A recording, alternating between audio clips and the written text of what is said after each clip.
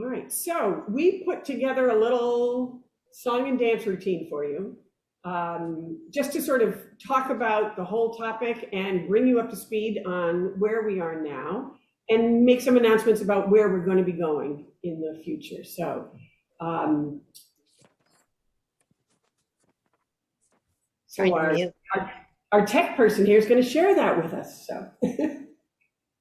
So thanks to Kyle Avila, who works for the town as the town assessor, but he's also the IT person, and so he's helping us manage this. So the idea is we all need broadband. We're all living and breathing it.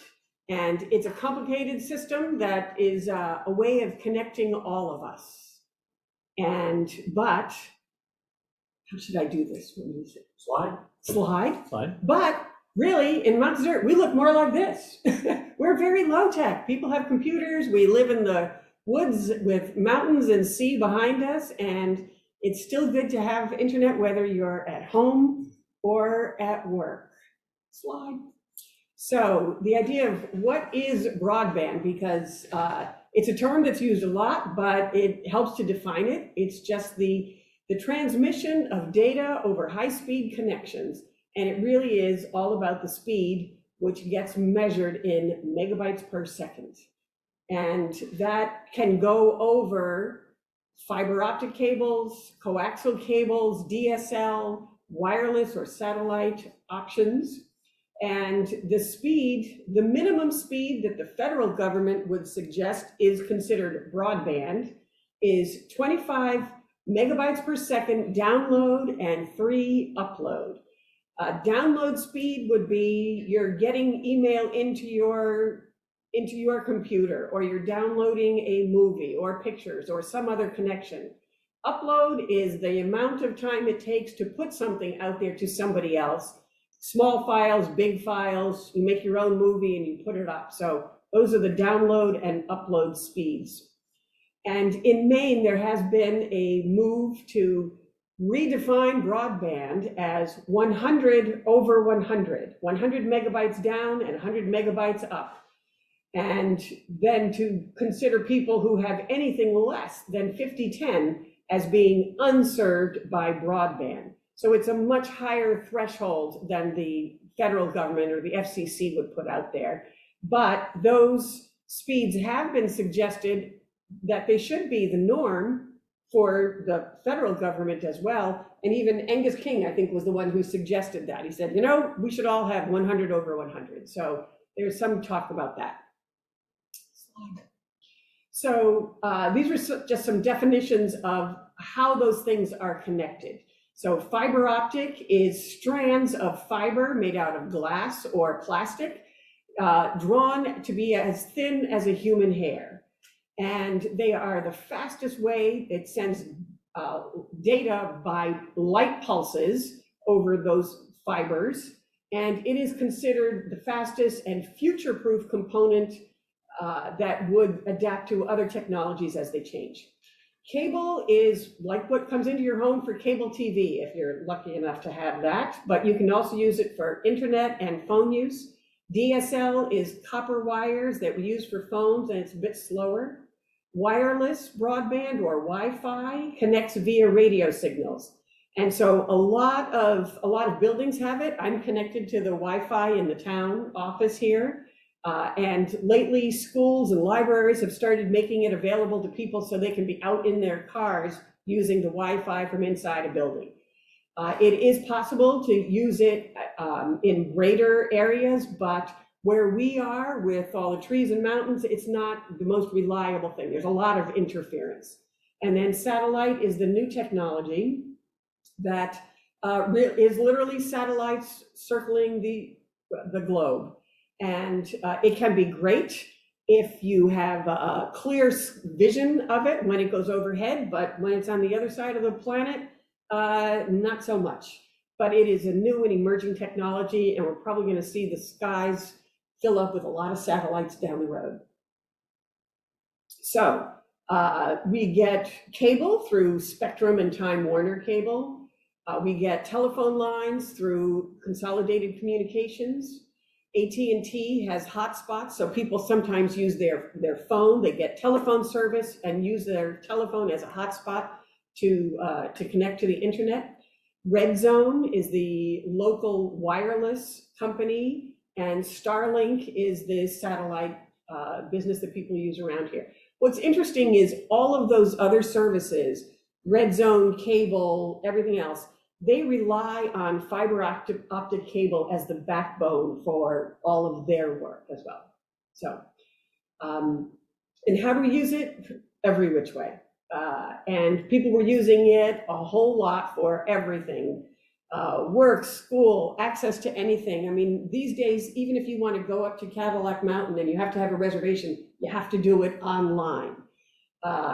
For social connections, you know, Facebook, Instagram, all of those ways that we use that. For banking, for shopping, for health, and telehealth is becoming more pronounced these days. Reading the paper, watching a movie, even making a phone call. A lot of people have given up landlines and they're going over their internet services to make a phone call. So fill in a blank. How do you use it? But in the last year with COVID, it exacerbated the reliance that we all have on internet access.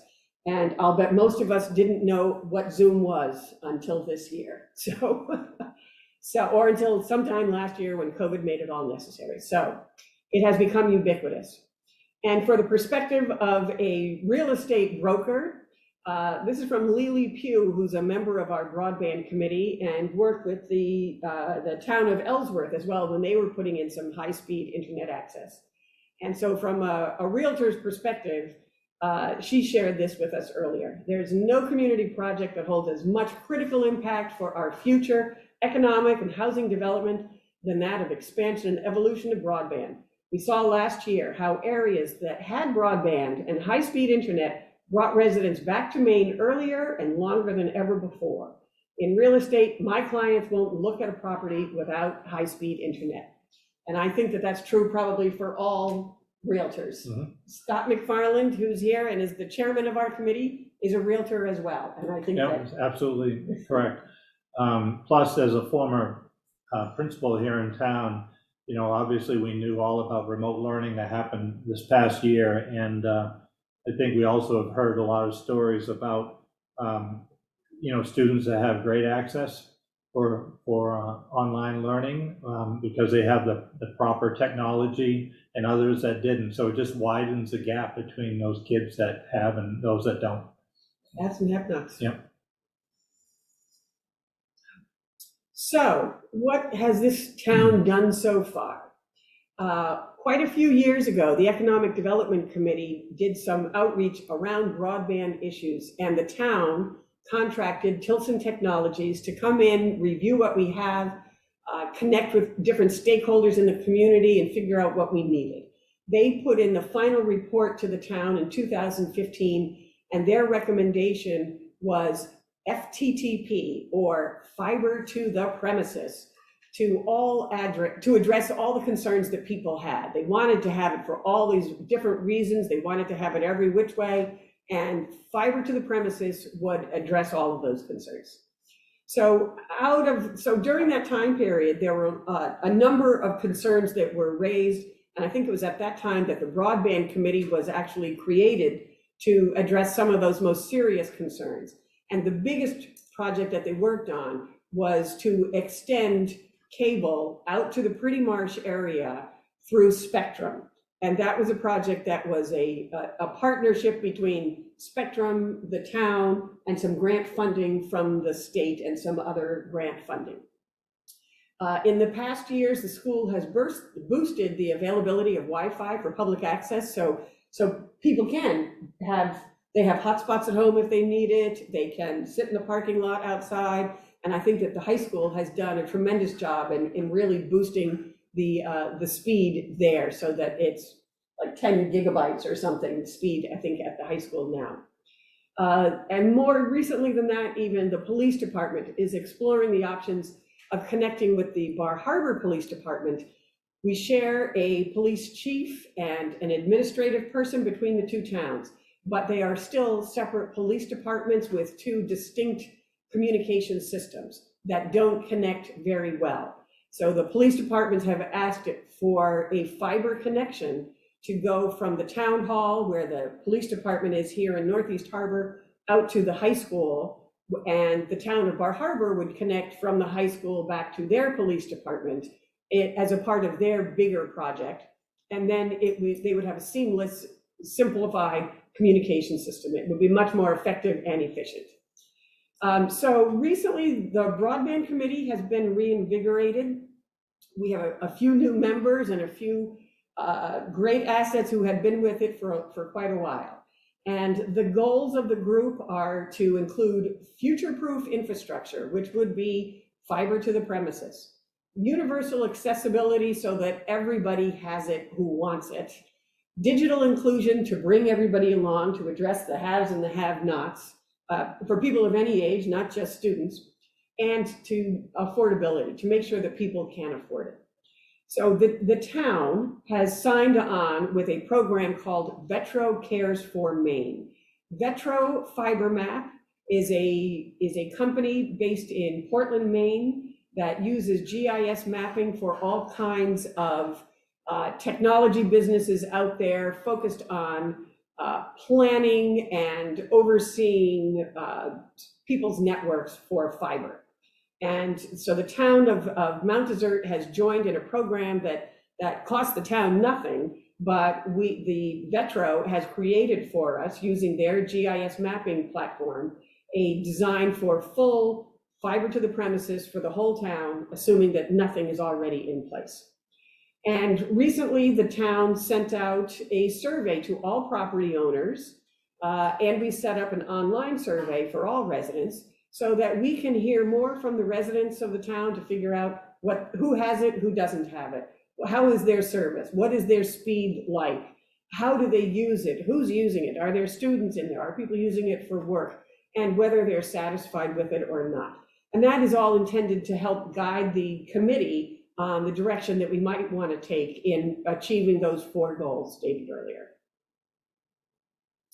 So our next steps are to really focus on community engagement. So we want to promote the use of that survey, and then we'll tally the results. We want to collect input and stories from residents on whether they're satisfied or not with the service and the direction they think we should take in the future. And we want to create a website that would help collect all that information and put out information on the various steps we're taking so that anybody in town or anybody anywhere can look at it. We have connected the League of Towns with the other towns in the area to see about working together on a more regional approach. There is going to be funding made available. The state had already passed its own bond for $15 million that is going out to communities to invest in enhancing their broadband service. There's now $150 million that is coming through, I think, as part of the COVID money through federal sources. And with the infrastructure funding package that's coming down from the feds, there should be even more coming along in the future. So we know that federal and state entities would really rather engage in a regional approach, not just one town at a time. And so we thought, let's see if our neighbors want to work with us. And so far, Bar Harbor, Trenton, and Tremont have all expressed interest in exploring options of doing things together. We also want to learn more about those opportunities for expansion. So we want to hear from those 3 entities, the Connect Maine Authority, the Maine Broadband Coalition, and the Island Institute, and others, about future funding opportunities that might help us plan, or when we're ready to actually start constructing any expansion efforts. And we want to ask the people who are already serving some households, some premises in the area, what their plans are for the future. So we would have a meeting with Spectrum and a separate meeting with Consolidated Communications to ask them what their plans are for reaching those places that do not have services right now. And then we want to learn from other communities to hear about their experiences and how it has worked for them and how they have done it. So we want to look at some towns and some communities and regions work with the existing providers like Spectrum and Consolidated to fill in the gaps. But other communities have gone a different route, and they have created a whole separate entity to build a system themselves, often referred to as dark fiber open access. So the quasi-municipal entity owns it, but they lease it out to others, and eventually any expenses to put it in place are paid off by the end users, but through the middleman, like Spectrum and Consolidated, if they want to lease the lines that were already there.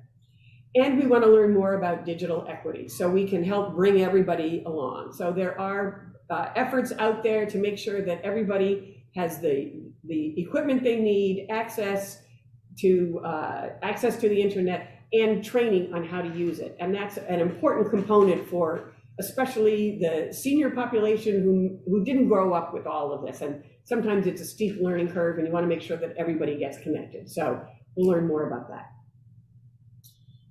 So our next steps are to have more of these public meetings, hopefully with more people joining in on us. We thought that Tuesdays at 5:30 might be a good day of the week and time of the week to do it. We would do it both live and online. And our next event is scheduled for August 10, and the Connect Maine Authority and Broadband Coalition and Island Institute have all agreed to join us at that time. So we'll set up other events and we'll confirm those, and you can check the town website for updates on that. And finally, this is a screenshot of the town's website and the Broadband Committee page on that. And there's the blue arrow points to the link for anybody to take the broadband survey online if you haven't done so already. So we're really encouraging people to do that if at all possible. We have paper copies available if anybody would rather do it that way. And just an important point about that is part of the survey, there's a link where you could do a speed test. And that's vital because that information will be automatically put into a database that'll help us paint a picture in terms of what people have for current access beyond, in terms of their speed. Right. So. Exactly. How long are you having the survey up? Do you know? We have asked people in the survey to finish it by the end, by September 1. So for the rest of July and all of August. And that's it. Kathy? Yes. It's Rick. Does the Broadband Committee have sort of rough timelines they'd like to get certain things done by? We have not gone as far as those kinds of details. I think that we're still in the gathering information phase. I think that, money is coming in. Money would go out to communities that are ready to take a move on it. But I think that we need to figure out the direction we need to take as a town, and I think that that is going to be determined by the responses on those. Yeah, on and those I'd surveys. say this too, is that any money that might be out there, be it state money or federal money, is going to require us to do all the work that we're doing right now. Because we need to have a needs assessment. We need to be able to make sure we engage the community. All these pieces that are going to help us acquire money should it become available. So that's right. Well, the reason I was asking, Kathy, is that with this federal money and state money that's hopefully in the offing, it would seem to me we want to be, as much as we can, first in the queue to have access it before it gets sopped up elsewhere. And that's why I was wondering if we should be setting any sort of timelines as to, so that when the money's available, we can jump right away. And I think that there are certainly other communities that are much further along than us already. I think that Bar Harbor is further along. I think that other communities around the state are further along because they have already gone through this process. And so we're going to be turning to them to figure out what decisions they made, what criteria did they use, et cetera. So we're going to learn from other people's experiences, but I think you're right. We need to move as expeditiously as possible. And I think it would be helpful as you continue to communicate, as you're doing now, to let people know there's a certain sense of urgency here. And so to get the surveys done you know, we want to make sure ASAP. we don't Yes. lose opportunities. Yes. Agreed. Kathy or Scott, it's Nancy. And I'm just wondering, if you have multiple locations, do you need multiple surveys? Yes, and we did state that in the survey itself, is please respond per residence, because the speed in one place could be very different than the speed or accessibility in another place. So for instance, if you're downtown Northeast Harbor, you might have great service because there is a lot of spectrum coverage here. But if you have a house, for instance, on Long Pond, that might be a very different situation. And so it could be two different scenarios. So we want to hear Thank you. both.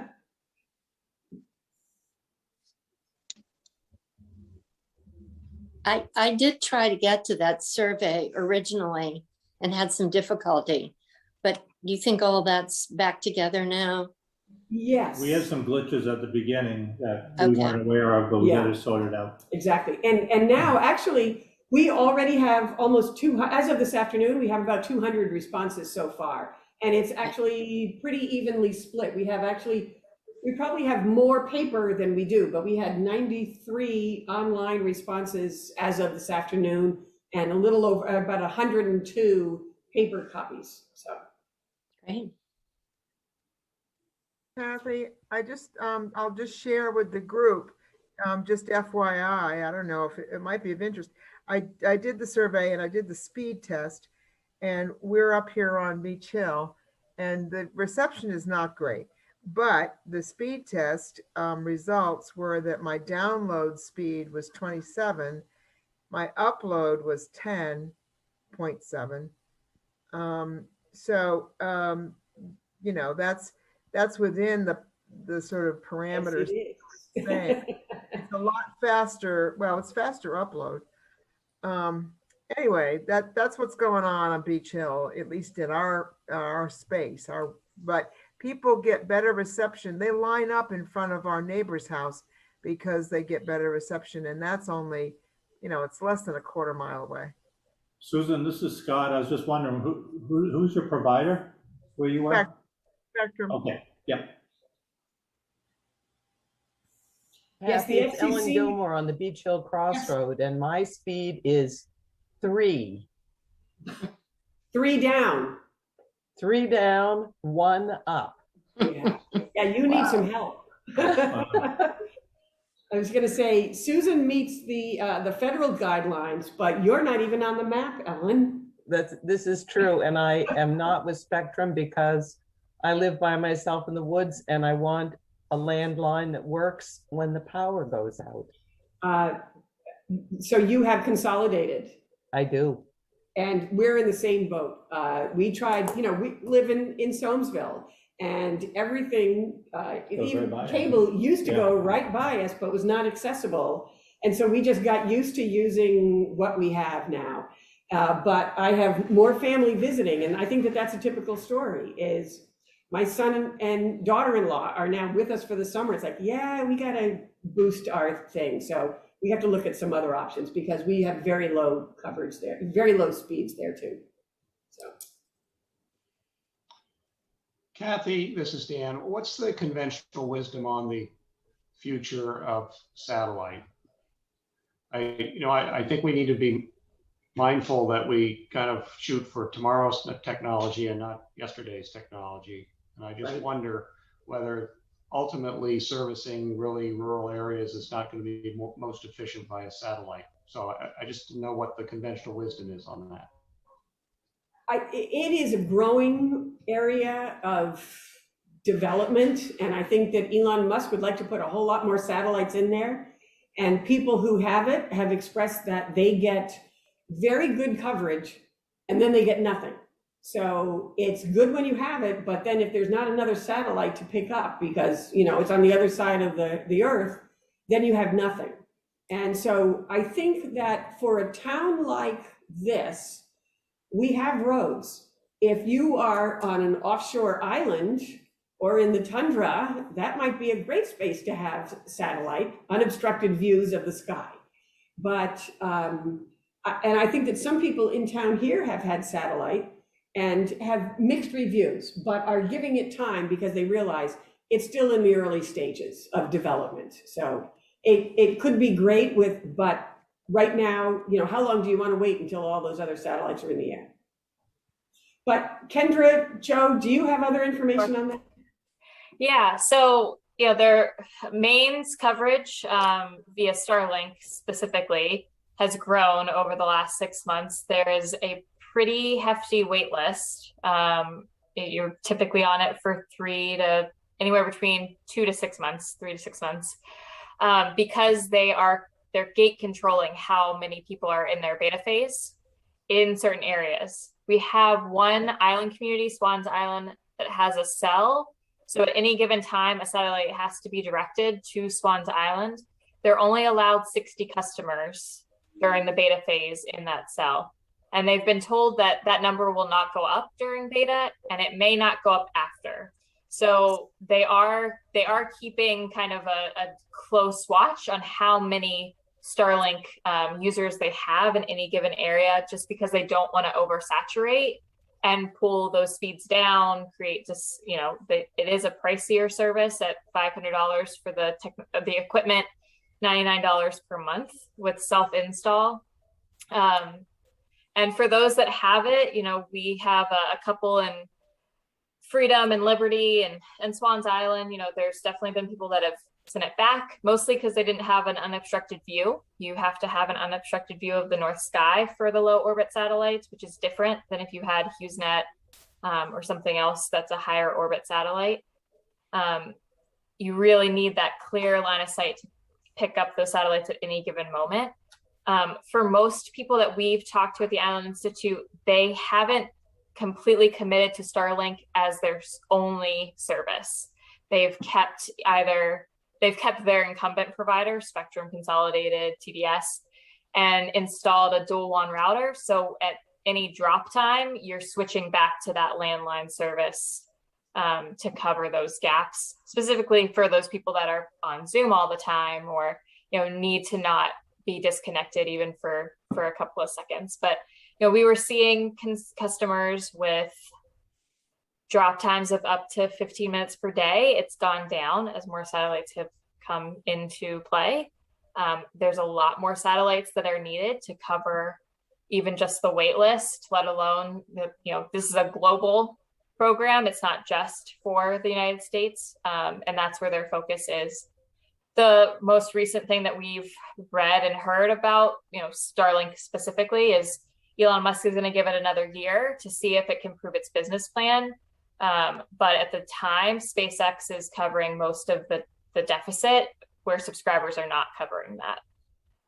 So we'll see. I mean, satellite, all of the 5G, most of the technology that's up and coming, it still relies on fiber in some way.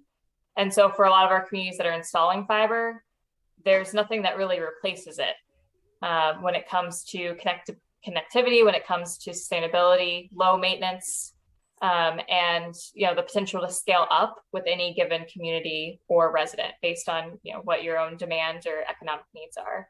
So that's why a lot of communities, the state, the federal government is leaning towards that technology and trying to invest in it, because it's, for the most part, when it comes to internet, it's been a lot of short-term Band-Aid solutions over the last 20 years. 10 years ago, we thought 10.1 was incredible. And so there are places in Maine that were jumping for joy when they got federal funding for that. And we know that that's not sustainable, and nor was the technology. So looking at fiber and seeing that any technology that comes around is still going to depend on it. And for rural Maine, it's taken 20 years for cable companies to get this far. It's going to take another 20 plus years for them to get to everyone else. And at that time, they'll also be switching out of coax cable. And we already see Consolidated just putting their copper lines into disuse. For those of you who don't know, Kendra Jo Grindle is with the Island Institute, and she focuses on broadband, and she has been a tremendous asset to our committee and joined all of our committee meetings since we got started months and months ago. So we're very grateful for all of her guidance and knowledge in this whole area. Scott and I are the newest members of this committee and the least technically savvy about it all. But I think Ellen did. okay, Ellen, you have a question? Oh, that was just me clapping for Kendra Joe. Thank you. I think, Dan, did you have a follow-up to that or any? I just wanted to ask Kendra Joe, does Spectrum have medium or long-term plans to switch over to fiber? Sure. So right now they have a fiber coax hybrid system where a lot of their backhaul is fiber, some of their middle mile is fiber. So if you're driving down some of your main roads, you might see, if you look at a pole, the lower lines have a little orange on them. That's fiber. So you might see some of that. Their residential drops are not fiber. I haven't heard plans from Spectrum specifically about rolling out residential fiber. If someone pays enough, I believe they've done it in some of their urban areas. They've started to do it, but for kind of the greater state of Maine and most of our communities, they're one national provider that has not made a commitment to switching over to fiber. They've made it pretty loud and clear they don't believe that people need symmetrical service. They don't believe that you need the upload speeds, even though most of what we know is based on cable. The reason why download speeds are always higher is because that's a cable practice, because you're downloading and all of that information, not uploading on cable. Consolidated is making a firm switch to fiber with their most recent strategic investment. So they have work plans across Maine to specifically in premise dense downtown areas, switch customers to fiber and kind of just skip over cable entirely, go from copper to fiber. And a lot of our local providers, Axiom, LCI, Tidewater, Otelco, though they are switched, DWI, they've all made the commitment to switch to fiber. And it seems to me that if, in the high density areas, I think it's probably reasonable to think that Spectrum or even Consolidated might be stepping up to the plate and getting everybody, but seeing that the town of Mount Desert is mostly rural, I wouldn't hold my breath waiting for Spectrum or Consolidated to meet our needs unless we push them somehow, or unless we became partners with them in some way. Incentivize them. Yeah, incentivize them, yeah. Mm-hmm.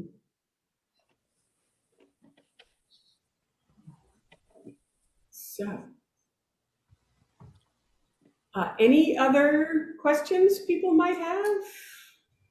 And do you think that if we go forward with a series of these kinds of meetings where we bring in Spectrum and Consolidated, is Tuesdays at 5:30 a good time?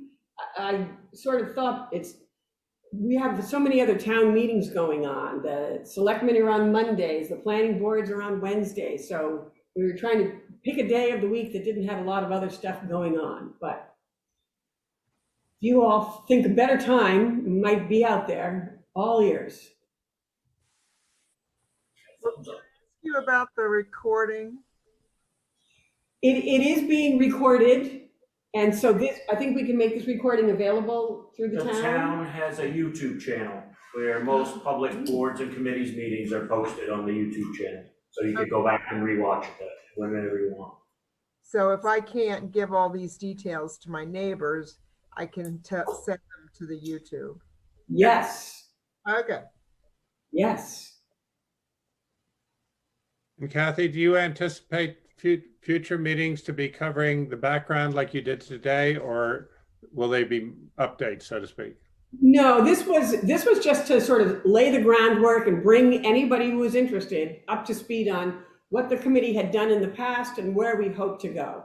So the next meeting is to bring back Island Institute and the Maine Broadband Coalition and the Connect Maine Authority to hear from the state level what plans are and how we should proceed as a community, et cetera. A separate meeting for Spectrum and a separate meeting for Consolidated and a separate meeting, we hope, for the National Center for Digital Equity, and then a wrap-up meeting, so because by that time it should be in October, And we will have tallied the results on all of those surveys. So we might have some more information, and the committee can do some more conversation and figure out what we might want to do, where we want to go. So, but this background information, it was this time only. You don't want to hear this again. Thank you very much. all around. Okay. Thank you. Any other All right. questions? All right, good. Thank Well, you. thank you all for showing Thank up. you, Kathy. Thank Bye. you. All right, see you. Thank you.